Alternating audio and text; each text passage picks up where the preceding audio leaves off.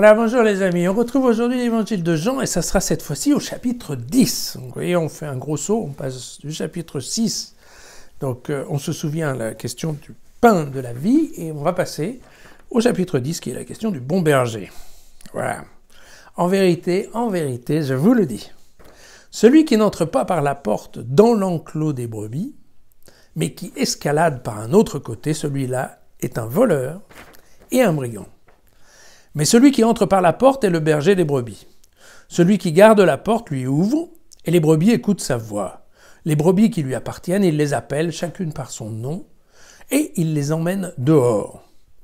Lorsqu'il les a toutes fait sortir, il marche à leur tête, et elles le suivent parce qu'elles connaissent sa voix.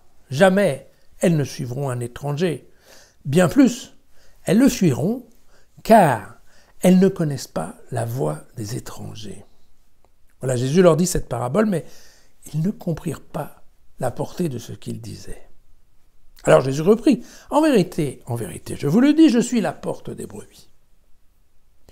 Tous ceux qui sont venus avant moi sont des voleurs et des brigands, mais les brebis ne les ont pas écoutés. Je suis la porte. Si quelqu'un entre par moi, il sera sauvé, il ira et viendra et il trouvera de quoi se nourrir. Le voleur ne se présente que pour voler, pour tuer et pour perdre. Moi, je suis venu pour que les hommes aient la vie et qu'ils l'aient en abondance. Phrase, vous savez, la vie en plénitude, la vie en abondance, la vie éternelle, en fait. Chez Jean. Attention, chez Jean. Alors, vous voyez, voilà le sujet est complètement différent.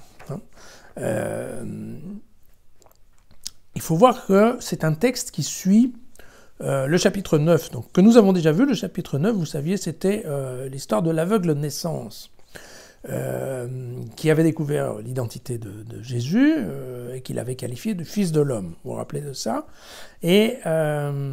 Mais on se souvient que, vous savez, ces fameux chassés-croisés, du type qui était aveugle et qui, en fait, commence à voir, et parce qu'il voit, découvre Jésus, et puis ceux qui croyaient savoir et qui, en fait, étaient aveuglés par leur pseudo-science et qui, en fait, ont fait le chemin contraire pour se retrouver dans les ténèbres. Vous connaissez cette histoire. Et donc, en fait, ce chapitre 10, il est construit pour nous expliciter encore un peu plus l'identité de Jésus, quoi, puisque, en fait, là, de toute évidence, le seul qui avait un peu compris, c'était notre pauvre aveugle de naissance, et il n'a pas forcément tout compris.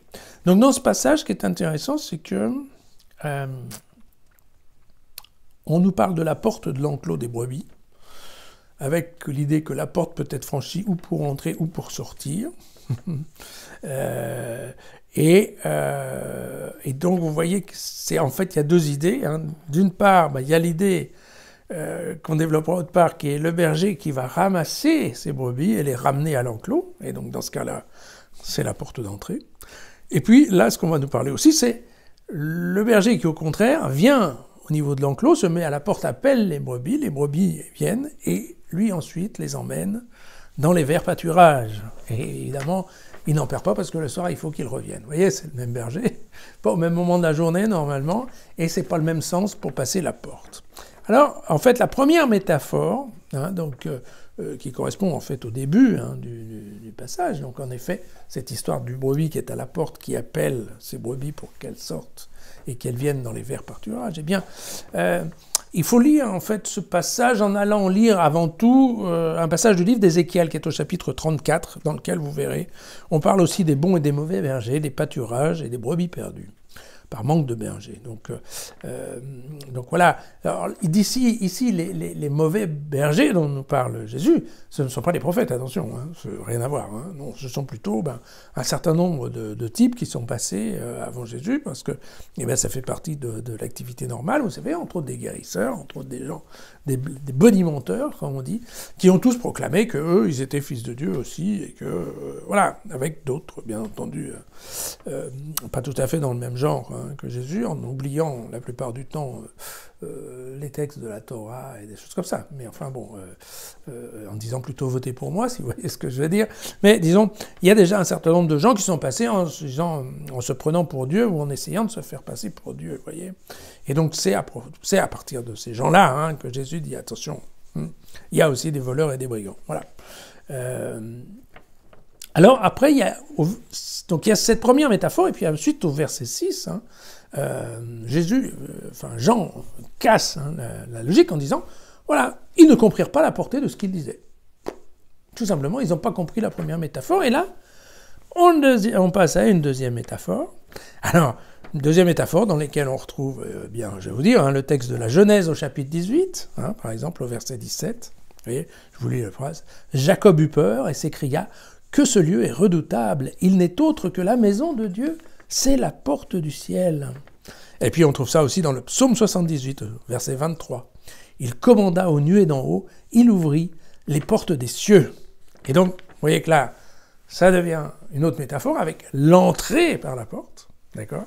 Et cette question, bien entendu, que Jésus se déclare comme étant le passage obligé pour arriver au Père. Vous savez, c'est déjà un développement qu'on a déjà entendu il n'y a pas très longtemps. Et Jésus qui, bien entendu, promet la vie en abondance, le salut, la nourriture et la liberté. La liberté de gambader à l'intérieur ou à l'extérieur de l'enclos, mais de gambader en toute tranquillité parce que le berger est là qui regarde avec son chien probablement pour ramener ceux qui éventuellement se perdent. Donc voilà, l'image est tout à fait rurale et globalement assez sympathique. En tout cas, voilà un chapitre qui nous identifie maintenant Jésus.